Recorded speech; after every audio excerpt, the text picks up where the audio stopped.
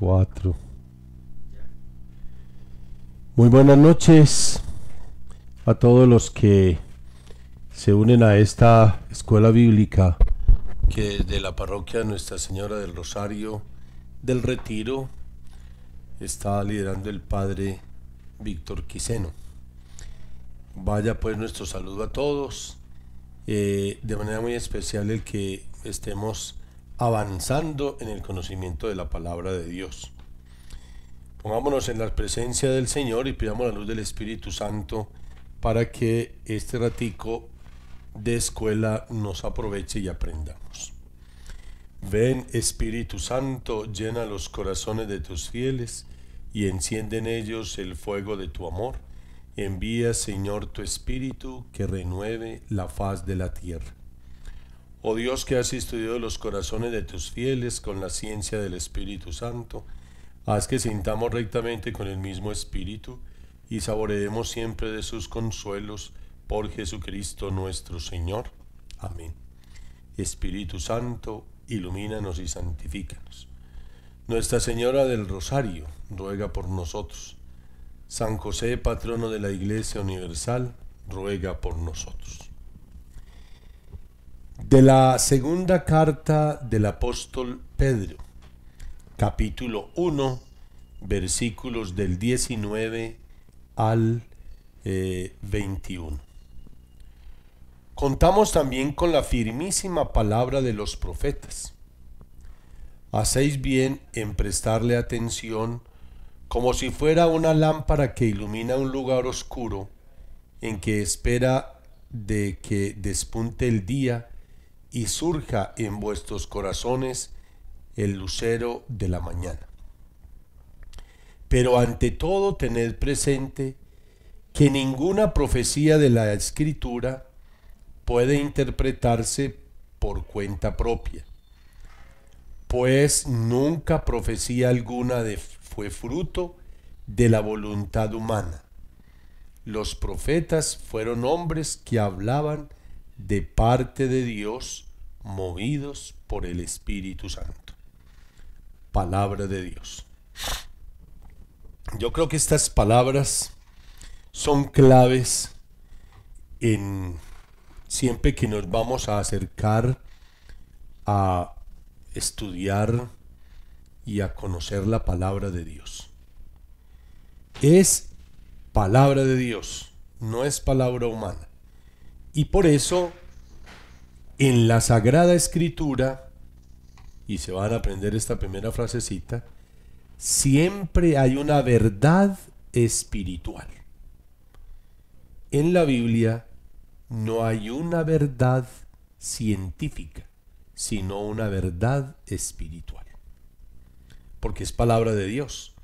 Entonces uno no puede decir o hacer juicio a partir de si no entiende que tiene que partir de ahí. Es desde la palabra de Dios, es palabra de Dios, como tenemos que empezar a escudriñar y a profundizar en la palabra de Dios. San Pedro en eso es claro, y ese es un texto clave en la Dei Verbum del Concilio Vaticano II sobre la palabra de Dios y sobre todos los documentos de la Iglesia que hacen o motivan el estudio de la palabra de Dios. Bueno, ustedes ya están en un segundo nivel. Yo sé que hay muchos que han ido llegando por ahí, pero que ya hicimos el primer nivel, que fue un introductorio, le dimos un paso más o menos a vuelve pájaro a toda la Sagrada Escritura. Y ahora estamos trabajando una serie de temas que nos ayuden a ir clarificando mucho más las ideas y lo que la palabra de Dios nos quiere decir. Empecemos hoy a mirar el Antiguo Testamento como algo que nos introduce en el misterio de Dios. Y entonces, a partir de allí, pues vamos a tratar de profundizar en algunos aspectos que es muy bueno que los tengamos claros. Miremos algunas unidades concretamente para que vamos entendiendo la Sagrada Escritura. El primero son los géneros literarios del Antiguo Testamento. Recordemos que los géneros literarios, y los vamos a aprender también en otro tema muy concreto sobre ellos, son la manera de hablar de ese tiempo. A ver, yo pongo un ejemplo, aunque cojea, pero me lo van a entender. Cuando estábamos jóvenes, los que estamos en la adolescencia, la tercera edad, la manera como uno le cachaba a las muchachas, digo cachar es matarle el ojo, en fin, era decirle bizcocho en esa época. Y entonces la muchacha se sentía halagada porque le decían bizcocho o bizcochuelo. Esa es una expresión, ¿cierto? Otra expresión que nosotros a veces tenemos, que ese es un género literario. Yo lo encontré y le di 1000 abrazos. No, le di un abrazo, pero la expresión era 1000 abrazos. Otro género literario es que usted aquí en Antioquia entra a una cafetería y pide perico y le dan café con leche. Le dan un poquito de café con un poquito de leche. Si usted va a Bogotá o en Cundinamarca y Boyacá pide usted un perico, le llevan un huevo revuelto. Entonces, el género literario, la expresión es una aquí y otra allá, ¿cierto? En la Sagrada Escritura es igual. Por eso a veces aparecen en la Sagrada Escritura expresiones que para nosotros tienen un significado, pero que en el contexto histórico bíblico de la palabra de Dios tiene otro significado. Entonces, primer puntico de hoy, los géneros literarios. En nuestra cultura, para expresar nuestras experiencias humanas, tenemos una serie de moldes de expresión que denominamos géneros literarios. El hecho de una guerra podríamos expresarlo mediante una narración histórica o una novela, mediante una obra de teatro, mediante un poema o una sinfonía musical o mediante un cuadro. Imaginen ustedes. Un hecho, la guerra, y la podemos expresar de varias formas. Narración histórica, una novela, una obra de teatro, un poema, una sinfonía musical o un cuadro. Son diferentes formas expresivas y cada una con su propia expresividad. Cada una la expresa de acuerdo al autor. El pueblo de Israel en el Antiguo Testamento quiso transmitirnos una experiencia, óigame, nos quiso transmitir una experiencia de haber descubierto la presencia de Dios en su vida como compañero de viaje. O sea, ese va a ser el hilo conductor, si pudiéramos decirlo así, durante todo el Antiguo Testamento. ¿Qué quiere el autor y el pueblo de Israel? Mostrar que descubrieron la presencia de Dios en su vida como compañero de viaje. Y para comunicarnos su experiencia de fe, fue utilizando numerosos recursos literarios. El mito, la leyenda, el relato histórico, el poema, la oración, las leyes, la reflexión, el discurso, las cartas. Son los llamados géneros literarios bíblicos. Con todo, para no complicarnos, podríamos dividir el conjunto de textos del Antiguo Testamento en 3 grandes bloques, como lo iniciamos en el bloque pasado, o en el periodo pasado. Históricos, proféticos y sapienciales. Nos falta la Torá, o la parte de los primeros 5 libros. Entonces, cada bloque parte de una sensibilidad especial a la hora de presentarnos la experiencia de su fe. Debido a esta propia sensibilidad, cada bloque desarrolla también una serie de formas literarias propias. Lo importante es descubrir detrás de cada una de ellas la profunda experiencia que nos comunica. Entonces, vuelvo a repetir que en el Antiguo Testamento, el pueblo de Israel nos va a contar cómo descubrió a Dios como compañero de viaje. Y para eso, para contarnos ese descubrimiento, ¿qué utilizó el pueblo de Israel?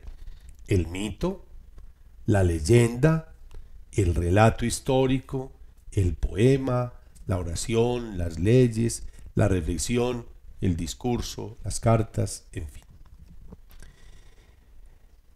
Si uno cuando se acerca al Antiguo Testamento pasa y parte desde allí, entonces las cosas cambian y vamos a empezar a entender.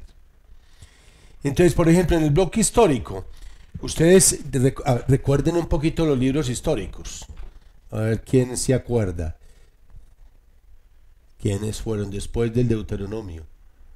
Josué, Jueces, Reyes, Samuel, Crónicas, Primera y Segunda de Reyes, Jueces. Bueno, son un poco de libros históricos.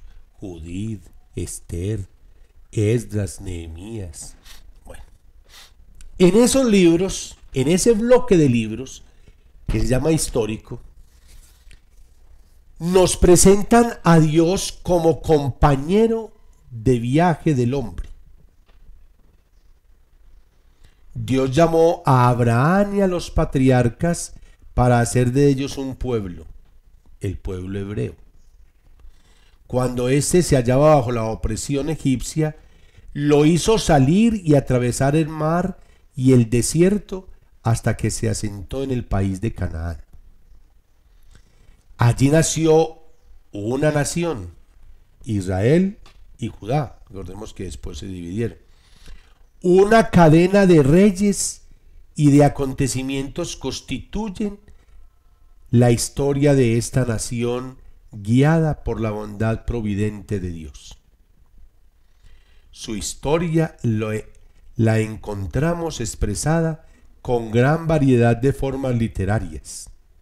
Oigan pues, leyendas de antepasados, narraciones noveladas, que son como novelas, listas administrativas, anales cortesanos, historias de los cortesanos, listas geográficas, genealogías. Coge algunos libros y aparece una serie de genealogías, narraciones históricas. Todo ello recoge los recuerdos y las tradiciones del pueblo.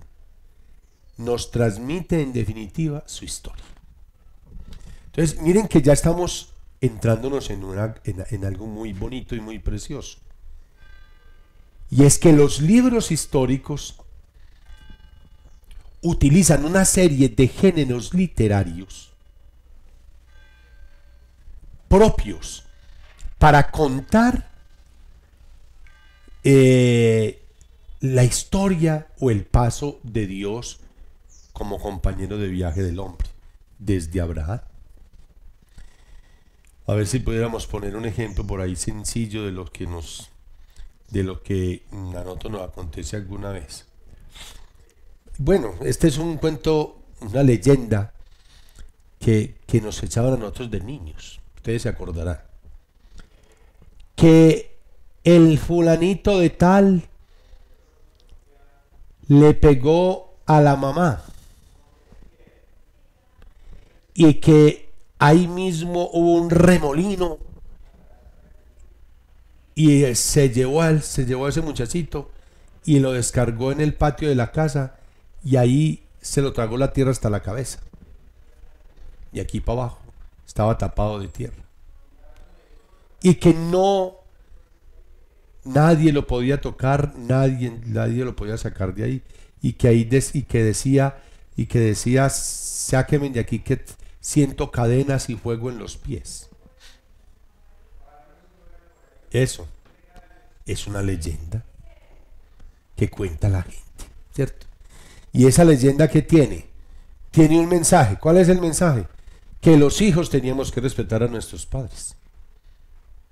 Entonces, así también en el bloque de los libros históricos, el autor se valió de una serie de mitos, de leyendas, de historias, a través de las cuales estaba dando a conocer el mensaje de Dios. Recuerdo, por ejemplo, otro muy parecido a ese, y era que, por ejemplo, en mi casa decía, bueno, mi mamá nos enseñaba, que le sirvió el almuerzo al hijo y que estaba muy caliente y que el hijo le tiró el almuerzo en los pies, con plato y todo. Y que el plato no se quebró porque era de esos platos losiados de ahora años florecido. Y entonces, ¿qué pasó con el muchachito? Se lo llevó un huracán fuertísimo y ella ahí mismo se fue donde María Auxiliadora, le rezó las 3 Ave Marías y entonces lo soltó en un zarzal. Y tuvo que venir el padre Marquitos del santuario para poderlo sacar del zarzal porque él era muy santo. Entonces, porque estaba poseído por Satanás. Esa es una leyenda que nos contaban para que nosotros no fuéramos a hacer lo mismo con papá y mamá. El respeto por nuestros padres, ¿cierto? Y eso es importante. Entonces, miren, de una leyenda se sacaba una enseñanza. En el bloque, estamos en el Antiguo Testamento, ¿quién era Dios? ¿Qué quería Dios? ¿Cómo se hizo Dios compañero de camino del pueblo de Israel? Los israelitas, el autor inspirado por Dios, fue contando esta serie de leyendas, de acontecimientos, de historias de personas, de antepasados, de genealogías. Detrás de todos estos géneros literarios estaba la huella de que Dios era compañero de camino para el pueblo de Israel. Entonces, en el Antiguo Testamento, y estamos hablando del bloque de los proféticos. Muy bien. Perdón, el bloque de los históricos. Vamos a empezar el bloque de los proféticos. Los textos del bloque profético nos presentan a Dios como amigo del hombre. Dios ha hecho un pacto de alianza con su pueblo, se compromete con él y espera que éste a su vez viva de manera coherente con esta amistad. Ojo, en el bloque histórico a Dios se presenta como compañero de camino. Y en el bloque profético se presenta a un Dios amigo del hombre.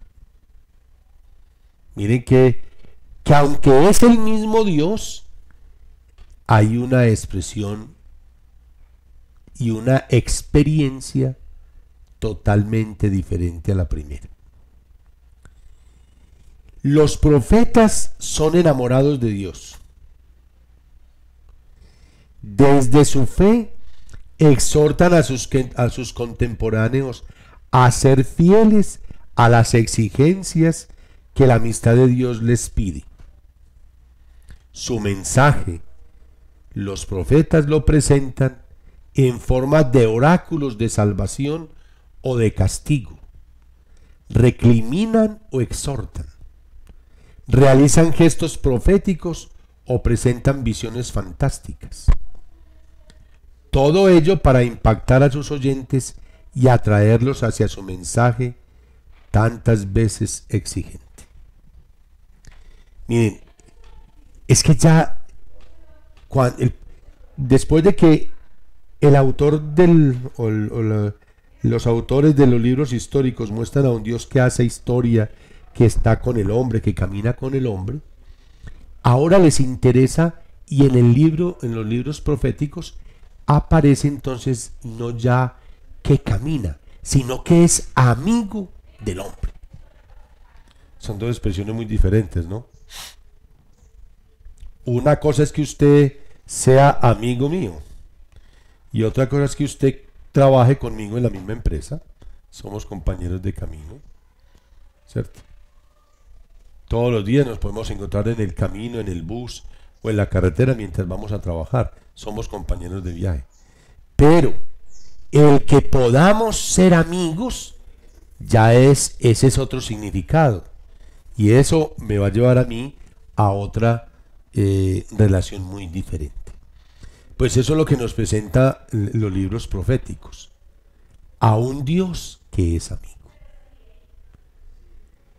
Y entonces, como Dios es amigo, los profetas van a tener siempre la intención de que el pueblo quiera ser amigo de Dios.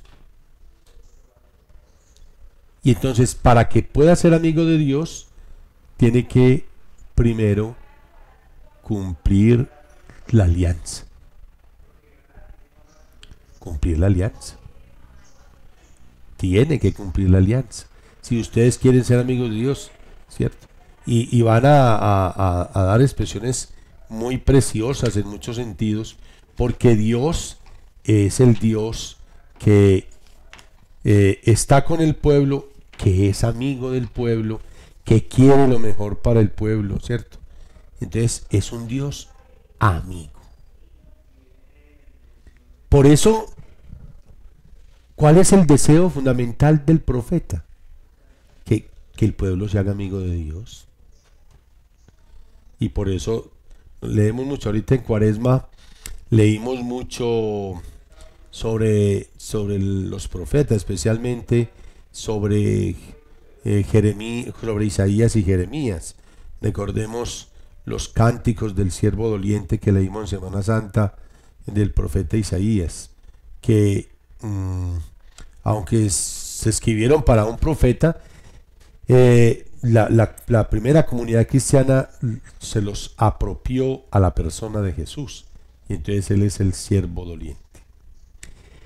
Pero si ellos quieren hacer eso, ellos presentan siempre el mensaje bajo el marco de un oráculo. Un oráculo es como una revelación especial de Dios. Todos los profetas, coge cualquier libro de los profetas, y todos los profetas tienen un momento en el que Dios los llamó. Por ejemplo, Jeremías dice: me dirigió la Yahvé en estos términos: antes de haberte formado yo en el vientre te conocí, y antes que naciese ya te había consagrado yo profeta de las naciones. Entonces, después de descubrir que Dios es el amigo, los profetas hacen o predican o dan el mensaje a partir de un oráculo o de una revelación especial de Dios. Y esos oráculos los presentan bajo las dos dimensiones. Si usted acepta el oráculo, viene salvación. Si no lo acepta y lo rechaza, viene el castigo.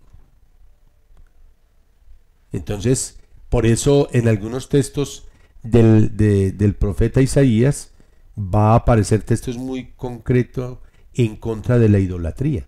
Tienen ojos y no ven, tienen boca y no hablan, tienen oídos y no oyen, tienen pies y no andan, ¿cierto? Porque al profeta le interesa es que usted deje de ser amigo de los ídolos y comience a hacerse amigo de Yahvé, amigo de Dios, el Dios amigo. Miren qué bonito. Entonces vamos con dos bloques. El primero, el histórico. Dios es el compañero de camino. Pero en el libro, en los proféticos, Dios es el amigo del hombre. Miren, si ustedes pues, muchas gracias y felicitaciones porque han seguido muy fieles aquí a la escuela bíblica y vayan profundizando. Si usted empiece a mirar los libros de los profetas, cualquiera que sea, piense en esos dos términos. Dios es el amigo del hombre. Y segundo, cómo los profetas, su predicación, quieren es que el hombre se haga muy amigo de Dios y que se fortalezca la amistad con Dios. Precioso. Ustedes vayan haciendo el esfuerzo de irlo leyendo y se van a dar cuenta de muchas otras cosas interesantes. Bueno, pero hay otra cosita, o mejor otro bloque bien interesante, y es el bloque sapiencial. También recordarán ustedes los libros sapienciales: Job, Salmos, Sabiduría, Eclesiástico, Eclesiastés, Cantar de los Cantares, Proverbios. Bueno, libros sapienciales. Los textos del bloque sapiencial nos presentan a un Dios oculto que se revela en la vida de cada día. Mire qué bonito. En el bloque sapiencial, ¿qué vamos a encontrar? A un Dios que se revela, y se revela en el cada día. Si en el bloque histórico Dios está haciendo camino con el hombre, si en el bloque profético Dios es el amigo del hombre, en el bloque sapiencial Dios se revela, es un Dios oculto que se va revelando en la vida de cada día. Dios es el creador del cosmos, que me ha ordenado cuanto existe, montañas y mares, noche y día, vientos y lluvia. Él rige el orden cósmico y todo se realiza según su voluntad. La vida de los hombres participa de este orden divino. Es más, el orden natural revela la sabiduría de Dios que subyace en todo. El creyente, observando la naturaleza, la sociedad, su propia vida, llega a vislumbrar la voluntad de Dios y a vivir según sus pautas.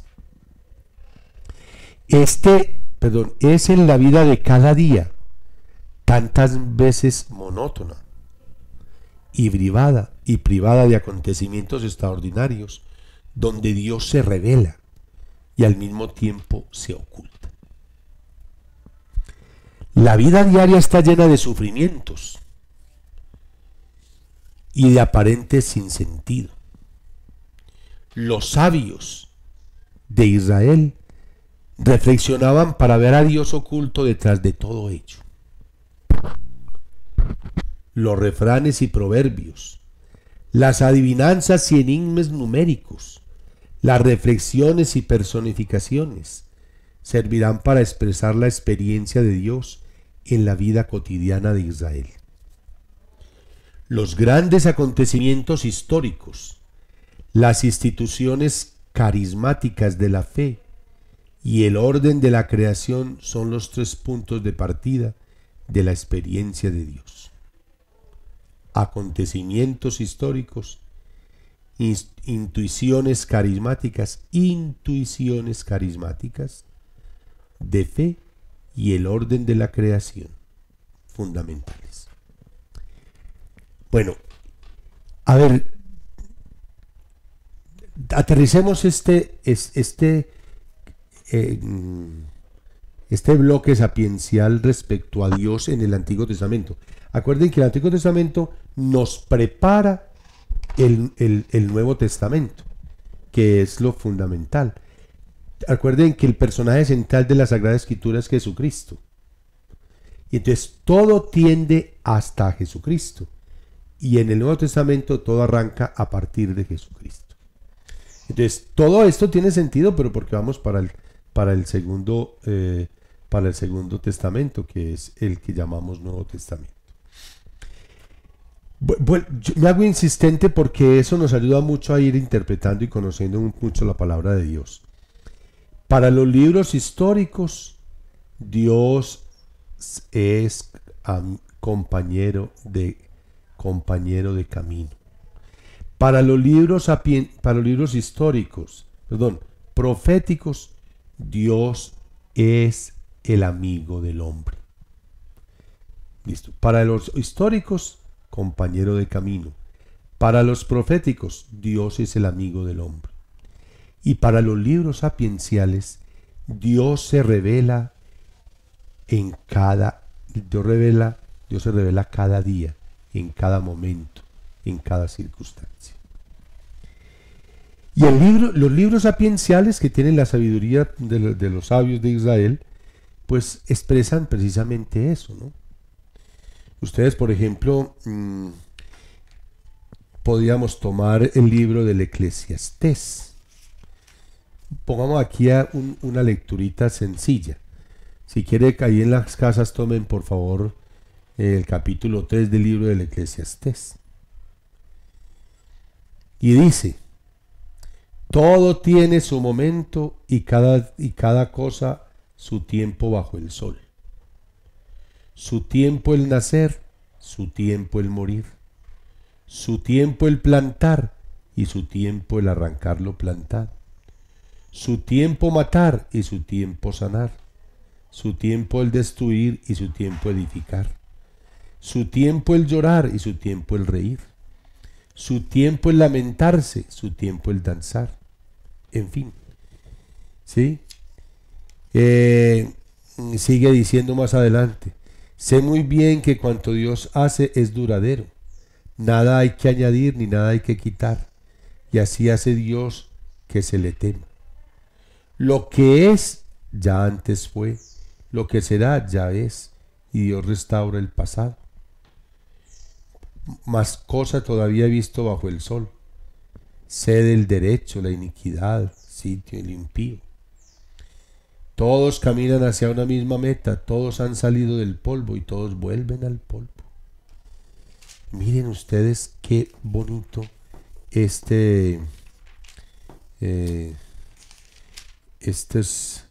estos libros sapienciales, para hacernos ver cómo en lo cotidiano está la presencia de Dios. A ver si encontramos por aquí otro texto que me gusta mucho, que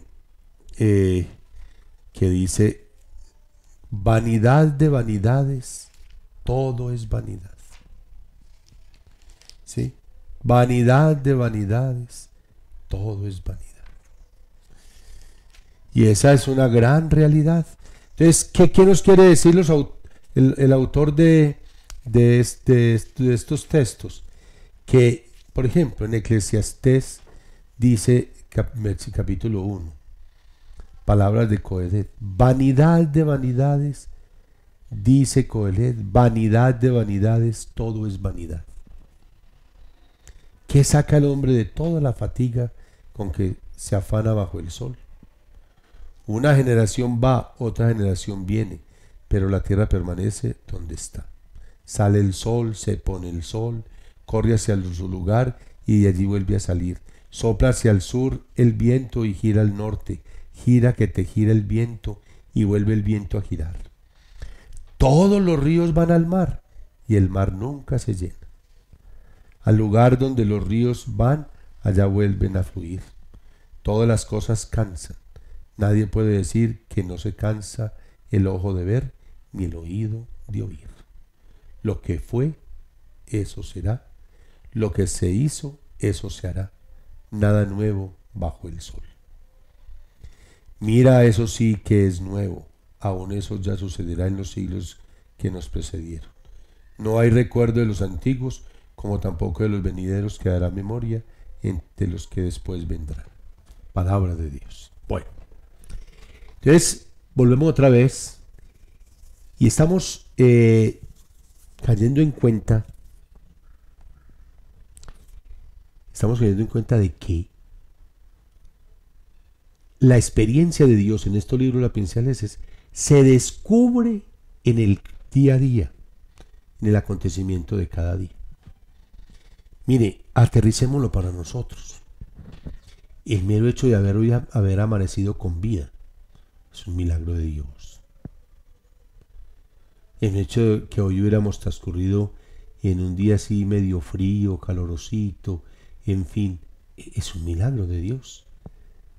Entonces los autores quieren llevar al pueblo a que descubran a Dios en esas cosas pequeñas que parecen insignificantes.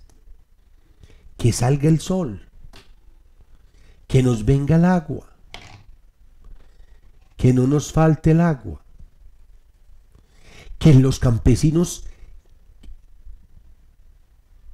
sigan labrando la tierra para traernos el pan a la mesa y que la tierra les dé ese pan. Yo he estado pensando en estos días, frente a toda esta situación que estamos viviendo de la pandemia, nadie se ha propuesto hacerle un homenaje a los campesinos que labran la tierra tan silenciosamente. De pronto a los médicos y paramédicos y grupos de enfermeras y demás, pues han tenido más. Pero a los campesinos, ¿quién? Ni el gobierno ha hablado en favor de ellos, ni ayudarle a ellos. Y mire el milagro de la tierra. Que cultiven y que cultiven allá la morita, la fresa, el plátano, el café, que cultiven la papita, el frijol, el trigo, el arroz, que le echen cuidito a los animales para que den lechita, carnita para comer, pero en fin, es que todo eso es un milagro de Dios. Y entonces en los libros sapienciales el autor está buscando precisamente eso, que las personas que se acerquen a leer los libros sapienciales, esa lectura de los libros sapienciales los lleve a descubrir a un Dios que se revela en el cada día, en cada acontecimiento. Que uno se póngase solamente usted a pensar en una sola. Y esto no nos queda muy fácil porque todos lo somos. El milagro de la vida. El milagro de la vida. El embarazo. Después de esas dos células tan pequeñitas. Formarse un huevito. Y en ese huevito estar toda la persona, ¿no? Y mire, yo digo un poco jocoso, y mire, somos los escaparates que somos hoy en día. Y cuando nos engendraron papá y mamá, éramos dos células chiquiticas. Eso es un milagro. Y el autor quiere llevar a los que leen los libros de los libros sapienciales a que descubran a Dios en esas situaciones sencillas, pequeñas. Porque en el bloque histórico descubrieron a Dios que caminaba con ellos, que estaba con ellos, que no los abandonaba y que por eso lograron conquistar muchos pueblos y vencer en la batalla. Y en el bloque profético descubrieron que Dios era el amigo, que lo que quería era el bien para el hombre y que como tal el hombre debería siempre buscarlo de corazón. Y por eso abandonen los ídolos y dedíquese a amar al Dios verdadero, y que lo hacían a través de oráculos y a través de predicaciones. Y en este bloque sapiencial es la sabiduría de Dios cotidiana. San Agustín tiene una expresión muy interesante que dice él, que si el hombre llegara a descubrir por la fe la grandeza de Dios, pasaría de rodillas contemplando los milagros de cada día. Milagros. Yo lo siembro mucho y ustedes me lo han escuchado en muchas ocasiones. Es un milagro estar vivos hoy. Es un milagro que podamos estar aquí conectados. Y bienvenidos a todos los que han ido llegando a esta escuela bíblica. Bienvenidos y muchas gracias por estar ahí. Pero es un milagro. Y cuando usted coge los libros sapienciales y empieza a leerlos, y empieza usted a descubrir, ¡uy, qué milagro! Es el milagro de cada día, es el milagro de Dios, es el poder de Dios. Bueno, muy bien, como el tiempo es corto, avancemos un poquito más. Bueno, pero creo que me han ido entendiendo lo que les estoy diciendo. El Antiguo Testamento es como la introducción para poder vivir el Nuevo Testamento. Por eso, valga adelantarme un poquitico, aunque no me corresponde, pero decir, si estos libros sapienciales nos revelan a un Dios de cada día y de cada acontecimiento, Jesucristo nos va a mostrar a un Dios que se revela en la persona de Él. Él es la palabra hecha carne. Entonces ya no necesitamos imaginarlo, sino verlo, cómo Él se revela, se dona y se entrega para nosotros. Entonces, partiendo de allí, ya hoy tendríamos que empezar a mirar la historia de otra manera. Una cosa es la historia y otra cosa es la teología de la historia. Ojo, una cosa es la historia y otra cosa es la teología de la historia. Vamos a tratar de profundizar en este tema a continuación. Cuando nosotros hablamos de un libro de historia o de un texto histórico, nos referimos al que nos presenta de una manera objetiva, sistemática y lo más completa posible la reconstrucción de un hecho o de una etapa histórica a partir de las fuentes arqueológicas o documentales que poseemos. Sin embargo, esta noción de texto histórico apenas cuenta con un par de siglos de existencia. Los antiguos tenían una manera distinta y unos criterios diferentes a los nuestros de hacer historia. Antes no se preocupaban tanto los historiadores de presentar objetivamente unos datos documentales, cuanto de presentar la interpretación de los hechos que se exponían. Óigame, en cuanto a presentar la interpretación de los hechos que se exponían. La historia pretendía transmitir el sentido de lo vivido mediante textos más narrativos que expositivos. Hagamos hasta aquí un pequeño paréntesis. Si usted quiere conocer la historia de un pueblo, entonces usted busca un libro donde narren cómo apareció. Entonces cuentan que llegó a los valles de San Nicolás fulano y fulana, que empezaron a trabajar la madera, en fin, y van contando la historia. Así es que conocemos nosotros la historia. Y usted quiere saber la historia de los guarceños, se entra a buscar un libro donde le cuente cómo fue, quiénes fueron los primeros que llegaron y todas las cosas, ¿cierto? ¿Listo? ¿En qué se basa toda esa historia? En todo lo que ha habido, en los hallazgos arqueológicos, en los documentales, bueno, ¿cierto? Pero otra cosa es que interpretemos por qué llegaron esas personas a estos valles de María o a este valle de María Parda, en fin. Esa es otra cosa. Una cosa es el devenir de la historia y otra cosa es preguntarnos por la historia. Y déjenme decirles que en el Antiguo Testamento precisamente es eso. El autor no se preocupa por los narradores de la historia o los que hicieron la historia, sino la razón por la cual se hizo la historia. Eso es. Entonces dice, la historia pretendía transmitir el sentido de lo vivido mediante textos narrativos que eran expositivos.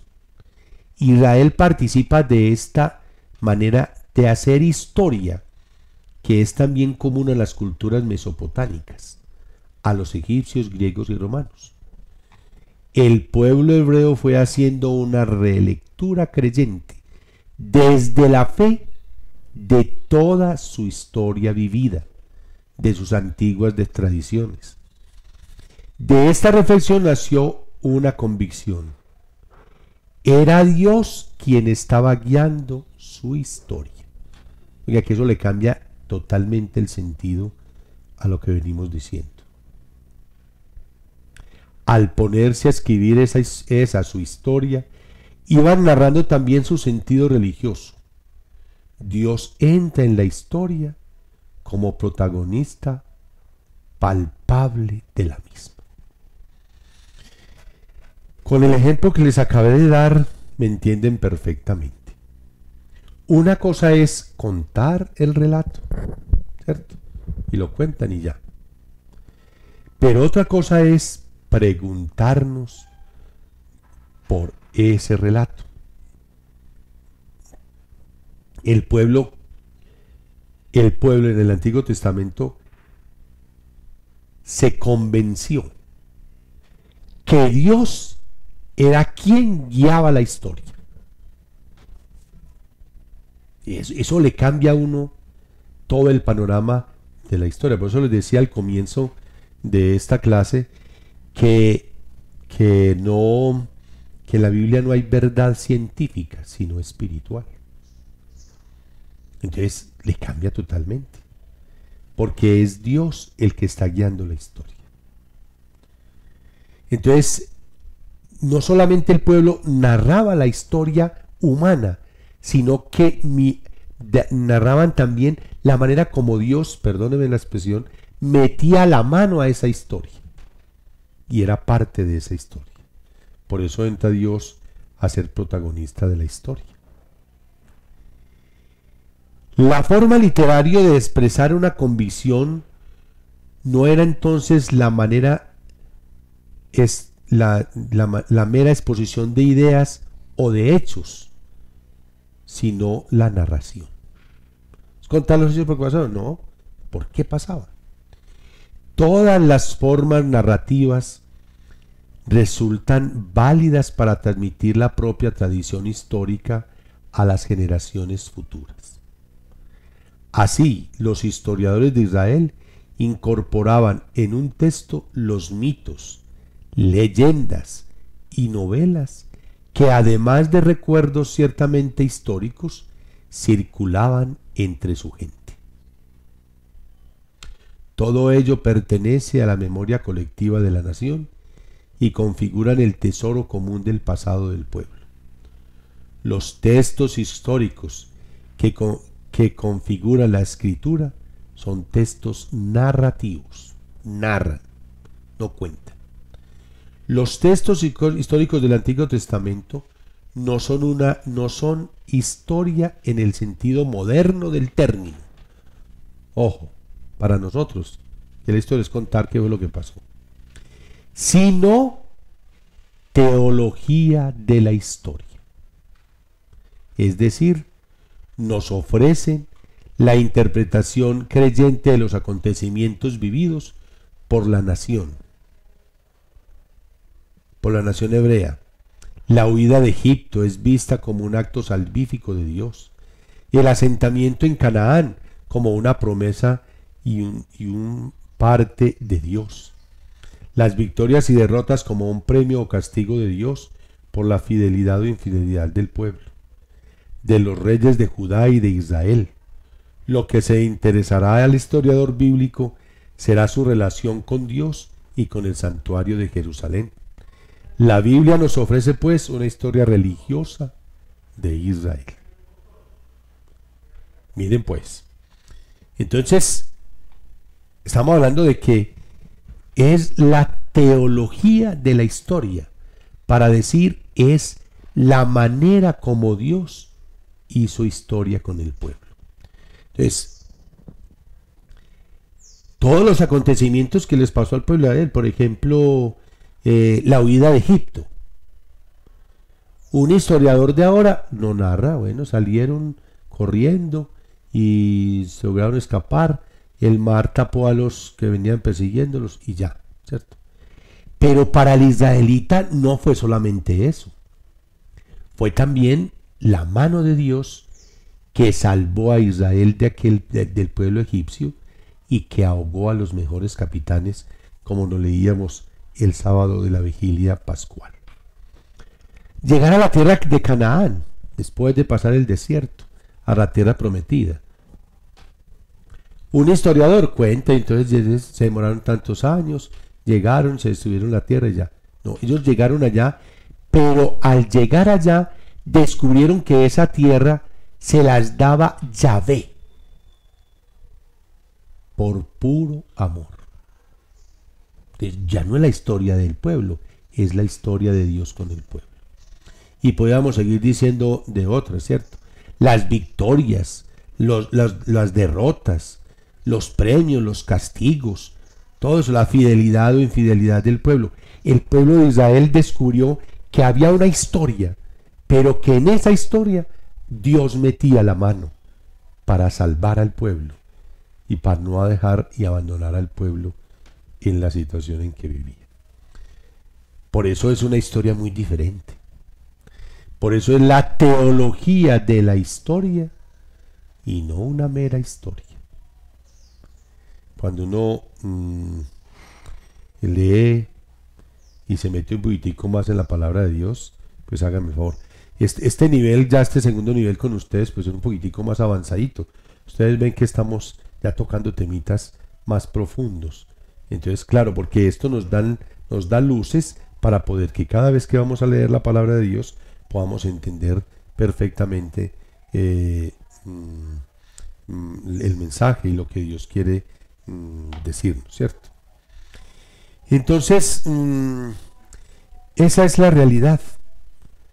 Y qué bueno que nosotros pudiéramos avanzar mucho en esto, en la palabra de Dios. Me da mucho pesar cuando a ustedes los católicos los cogen los hermanos separados, especialmente los testigos de Jehová, y los embolatan con 2 o 3 citas bíblicas. Por Dios.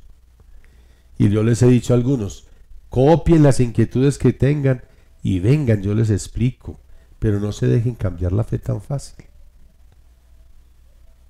Porque interpretan la Biblia al gusto y con sus intereses y ahí se queda.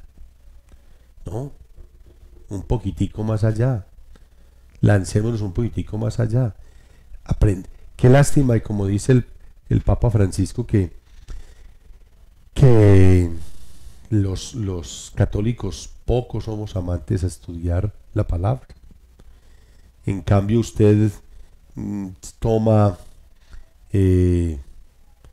cualquier miembro de una secta y a esos sí los tienen estudiando la Biblia y la estudian con los errores propios, pues como las enseñan, e incompleta, pero estudian la Biblia, nosotros no.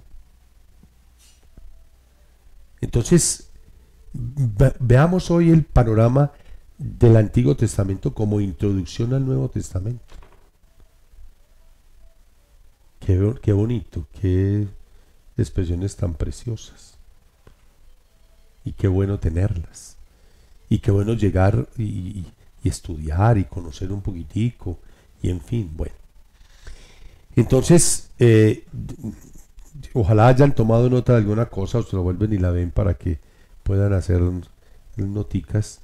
Y vamos a hacer el tallercito. Les voy a poner hoy un poquitico de preguntas y voy a ponerles una tareita buena para que la averigüemos, que me parece muy importante que lo hagamos. Les agradezco mucho a todos los que han estado en esta noche conectados con nosotros a través de esta escuela bíblica que venimos tratando de montar desde la parroquia Nuestra Señora del Rosario en el Retiro. Sigamos juiciosos, cuidémonos, sigámonos cuidando, pero por favor no nos olvidemos de orar a Dios, de dirigir nuestro corazón a Dios. Es un camino que lo tenemos que hacer todos los días, en medio de las dificultades de la vida, pero también tenemos que hacer teología de la historia en medio de esta pandemia. ¿Qué nos estará queriendo decir Dios? ¿O qué nos ha dicho Dios? ¿Qué nos seguirá diciendo Dios frente a estas realidades tan difíciles que estamos viviendo? No podemos contar esto como una mera historia de la pandemia. Tenemos que buscar y trabajar para tener de verdad una historia donde veamos la mano de Dios. Les agradezco pues mucho por su presencia en esta noche y suplico del Señor que los acompañe siempre. Ángel de mi guarda, mi dulce compañía, no me desampare de noche ni de día hasta que me pongas en paz y alegría con todos los santos, con Jesús, José y María. Que Dios les bendiga y una feliz noche.